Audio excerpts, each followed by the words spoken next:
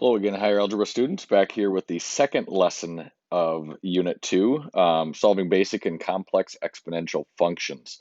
Um, I know it sounds exhilarating, so let's jump into it and give you a chance to see exactly how exciting this is. Again, this will be presented without a lot of real-world context here, and we will work in that real-world context once we have a little more comfort with the actual functions. So one thing to think about is just this idea now of beginning to know and understand how some of these more basic two to different exponents, three to different exponents, four to different exponents, up to maybe five, with and possibly six with different exponents. So just kind of a rapid fire here. The idea of how many of these do you know both forward and in is a fifth root. So for instance, 2 to the fifth is 2 times 2, which is 4, times 2, which is 8, times 2, which is 16, times 2, which is 32. So that's 32. And then if we were to take the fifth root of 32, that would be 2. 2 to the fourth, 2 times 2 is 4, times 2 is 8, times 2 is 16. So that would be 16. And again, if we were to take the fourth root of 16, we'd get back to 2.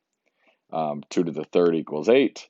And if we were to take the third root of 8, we'd get back to 2. Same thing, 2 squared is 4. The square root of 4 is 2. 2 to the first is just 2. 2 to the 0, that's always 1. 2 to the negative 1 would be 1/2. 2 to the negative 2 would be 1 over 2 squared, or 1/4. 2 to the negative 3 would be 1 over 2 to the third, which would be 1 over 8, and so on. So you'll be doing a lot of moving back and forth between powers and exponents, exponents, both raised to a whole number value, and then fractional or negative exponents as well. So again, fractional exponents will involve using some of these root ideas here as we move forward. Just a reminder of the rules that we've had so far. We had the product rule where we had the same base and we just added the exponents. We had the quotient rule where we divided, so we subtracted the exponents. We had the power rule where we had a power to a power, basically, so we multiplied the exponents. Anything to the 0 was 1. And again, any negative exponents just puts it on the other side of the fraction, as we see here. So you look at some of these here, where we have the same base, and these are equations.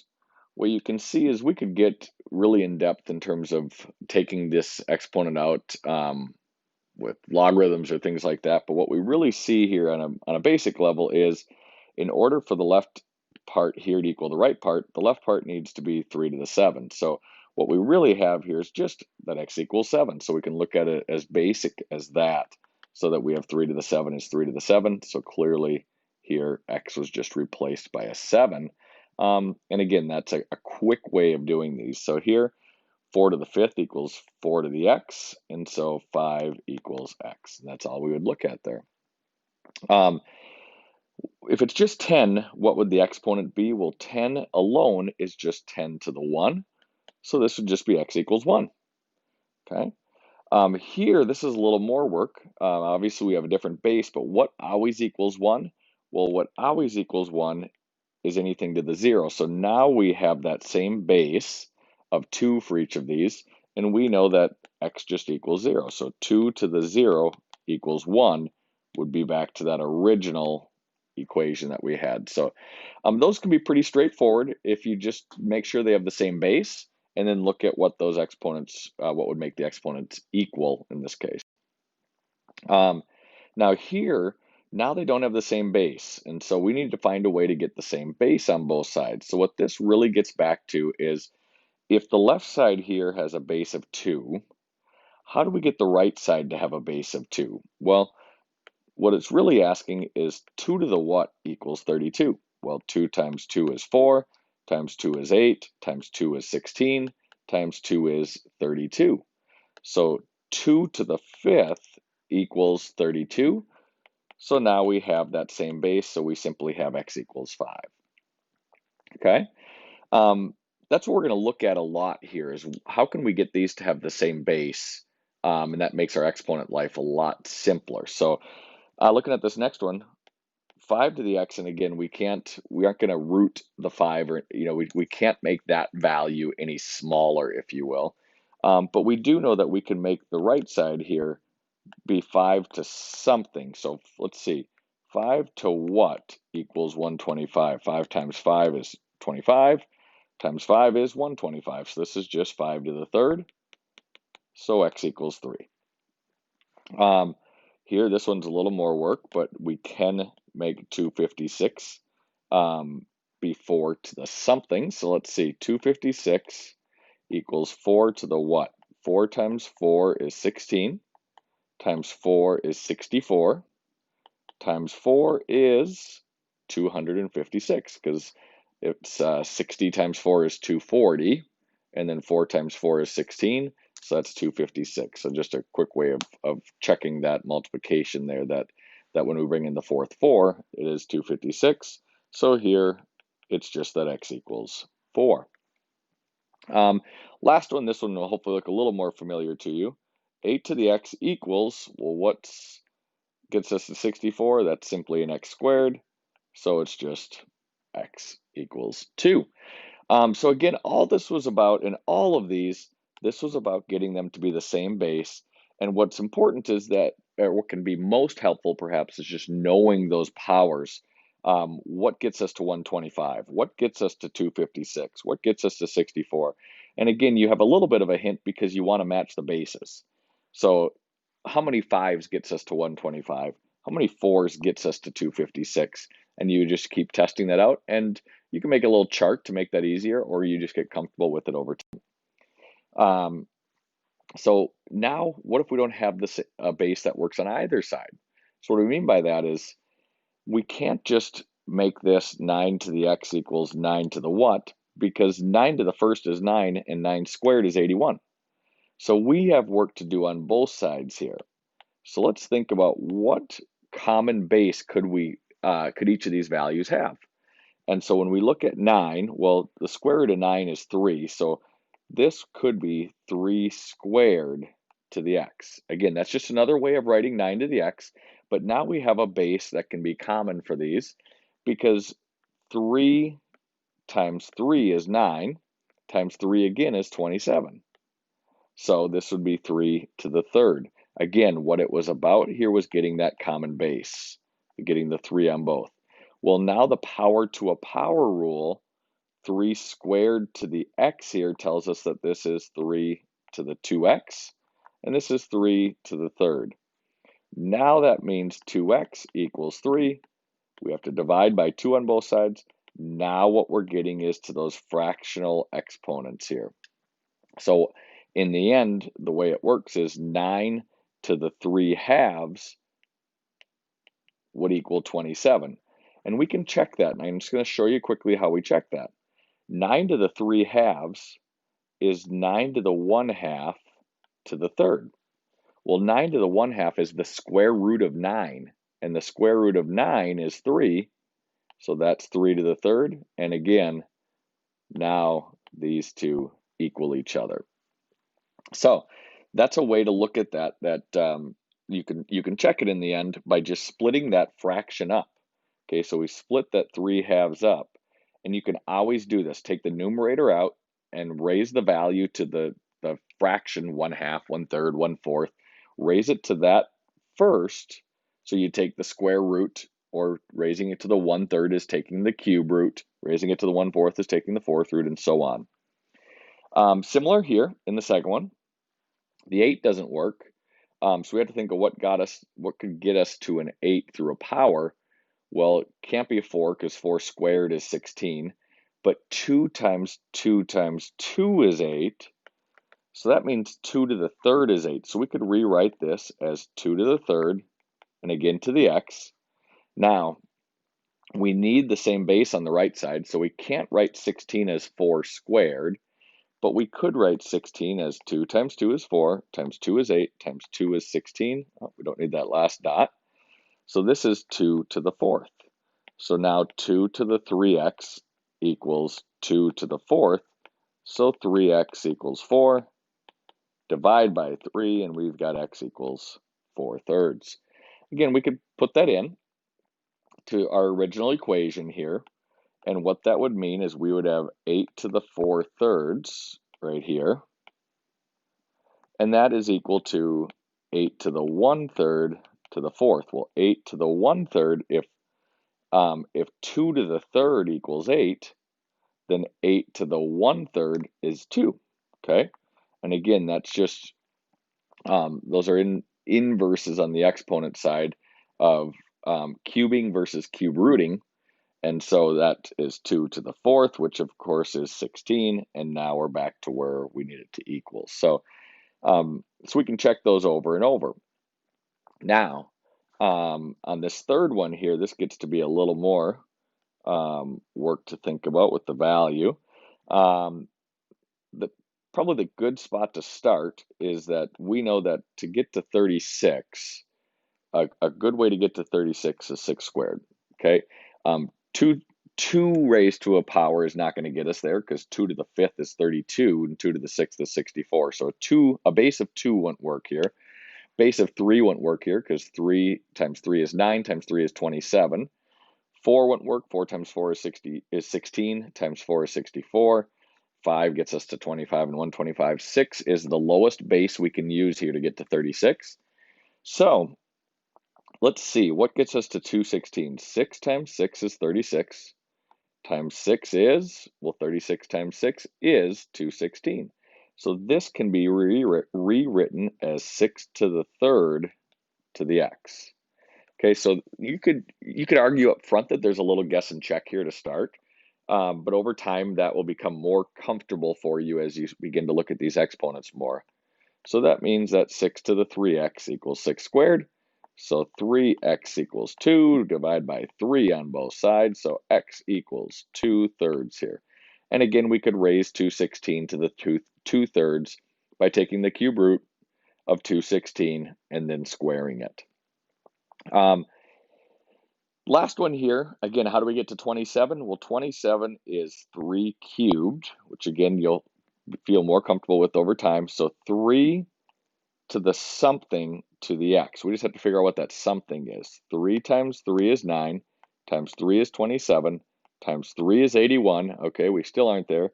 81 times 3 is 243, because 8 times 3 is 24, so 80 times 3 is 240.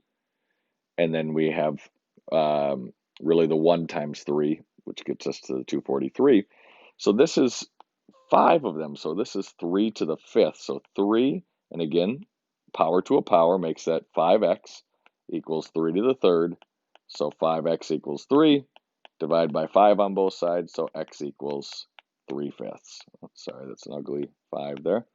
X equals 3/5 in the situation. So again, it's about getting those bases to be the same. It's probably easiest to start out with the value that doesn't have the exponent and figure out what's the lowest base I can get this to, and then you go back to the side that has an exponent of x. All right, so here's just a power table. This is something you could fill out and use.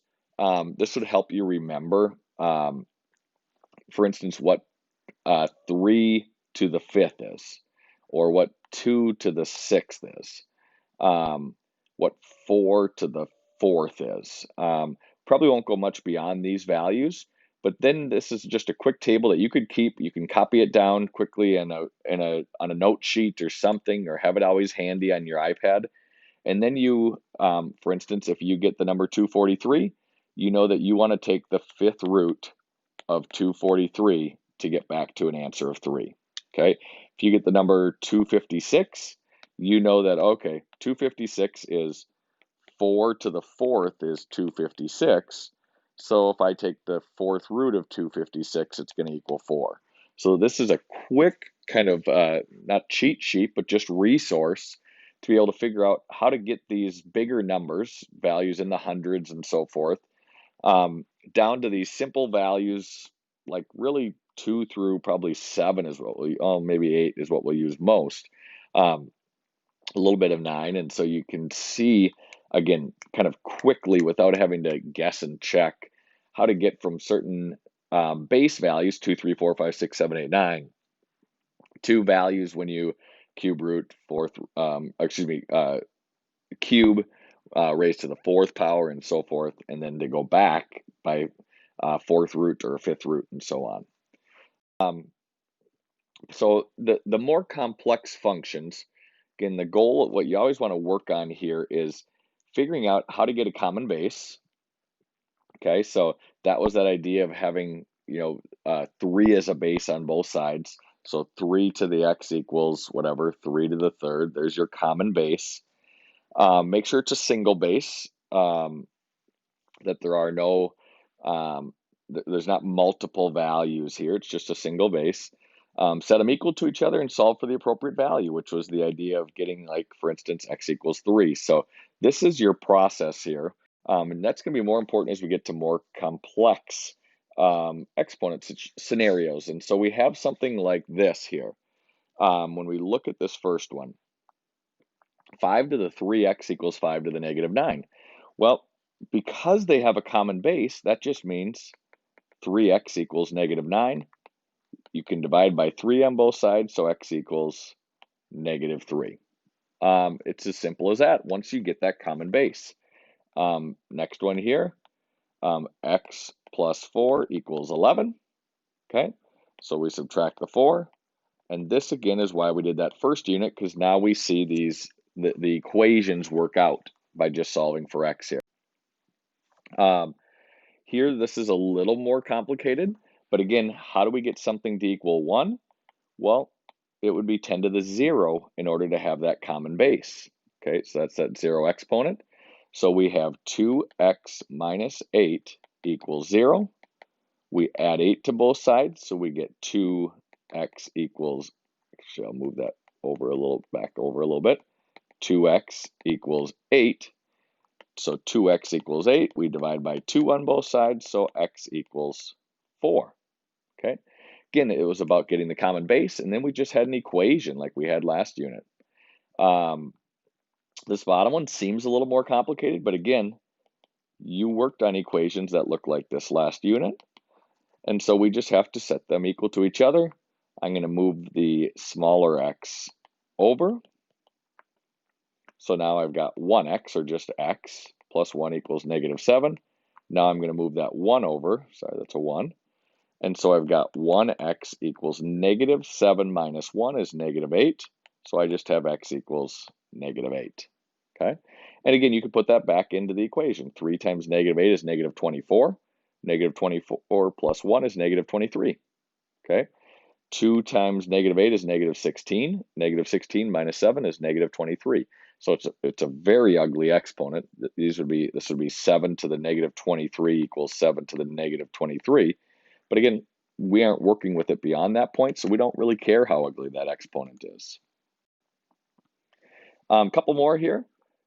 Here, now we have the product rule first. So we have the same base. So this is from lesson 1 now.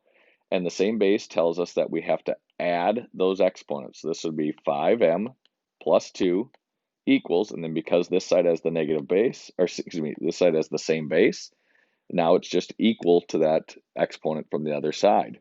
So we subtract the 2 from both sides, and we've got 5m equals negative 15.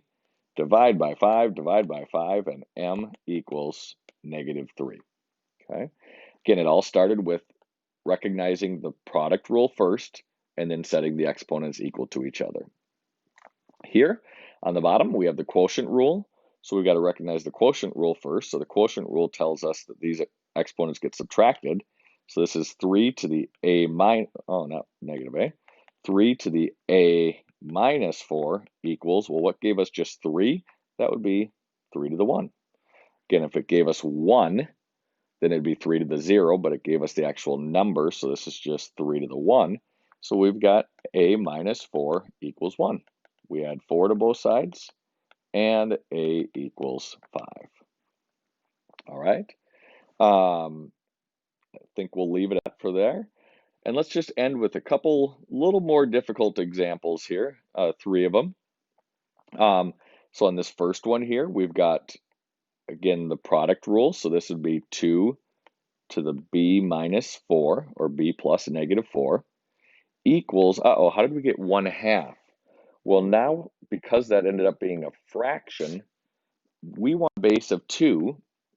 This is the equivalent of 2 to the negative 1. Okay, that's what caused it to be a fraction, because this negative exponent rule tells us that this would be equivalent.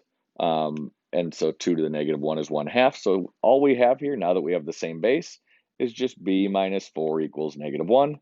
We add the 4, and b equals 3. All right, next one. Now we need to get the same base here as well. So we've got a product rule on the left side. So those just get added. So this is 4 to the y plus 2y. But again, we need the same base. Oh no. We can't work with a base of 4 because a base of 4 doesn't get us to 32. So we need to ratchet this down, if you will. And so this doesn't really work. So we're going to actually now take this as a base of 2. So 2 squared instead of 4 raised to the y plus 2y equals, okay, this is obviously a pretty deep question here, equals, well, this needs to be a 2 then, because we're trying to get bases of 2 on both sides. 2 times 2 is 4, times 2 is 8, excuse me, times 2 is 16, times 2 is 32, so this is 2 to the 5th. All right, now we've got a whole nother step, because we've got an exponent, a power to a power in this situation. So this would be 2 to the 2 times y plus 2y. Well, let's just write y plus 2y as 3y. So let's do that. Equals 2 to the 5th. Well, now this is multiplied, so that's 2 to the 6y equals 2 to the 5th. So finally, 6y, and I'll change the colors here so we don't get caught in the background. 6y equals 5. We divide by 6, so y equals 5, 6. Wow, that was a lot of work. But again, it was about just making this work with the same base. Not necessarily complicated, but you need to be patient working through it. This very last one, this one's a little nicer again. We get to keep the base 5. So this would be 5 to the negative 4x. And again, just 5 would be 5 to the 1. Okay, not negative 1, 5 to the 1. So this would be 5 to the negative 4x plus 1. And then on this side, we've got a 125 in the denominator. So we have a negative exponent. Let's see, 5 times 5 is 25, times 5 is 125. So this is 5 to the negative third in order to get that to be 1 over 125. So now we set these equal to each other, because now we have that same base. So negative 4x plus 1 equals negative 3. Subtract 1 from both sides. So negative 4x equals negative 4. Divide by negative 4. Let's change the color, move it over here. So we've got negative 4x equals negative 4. Divide by negative 4 on both sides. So finally, x equals 1. So all that work to get x to equal 1 in that situation. So what we had there, just to, let's see, so we had the negative 4x, we subtracted the 1. When we put that 1 back in there, that would be 5 to the negative 4th here, and 5 to the 1 there. So when you put those together, you add the exponents. Negative 4 plus 1 is negative 3, and that one would work out. So thank you for your patience through this. Appreciate you watching and listening. If you have any questions, as always, please ask.